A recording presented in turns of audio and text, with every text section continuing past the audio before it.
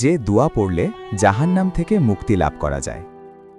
হজরত মুসলিম ইবনে হারেস তামিমি রাদিয়াল্লাহু আনহু বলেন, রাসূলুল্লাহ সাল্লাল্লাহু আলাইহি ওয়াসাল্লাম আমাকে কানে কানে বললেন, যখন মাগরিবের নামাজের সালাম ফেরাবে তখন কারো সঙ্গে কথা বলার আগে এই দোয়াটি 7 বার পড়বে।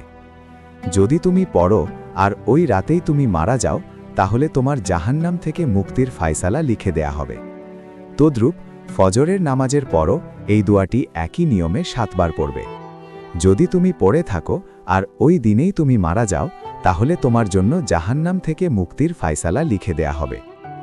বিদ্রোহ দোয়াটি নিজের জন্য হলে আজির নি হবে, আর সকলের জন্য হলে আজির না হবে। উক্ত দোয়া হল, আল্লাহুম্মা আজিরনি মিনান নার, আল্লাহুম্মা আজিরনি মিনান নার।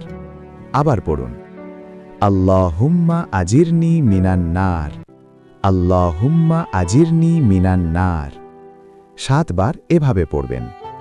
দোয়ার অর্থ, হে আল্লাহ, আমাকে জাহান্নামের আগুন থেকে মুক্তি দাও।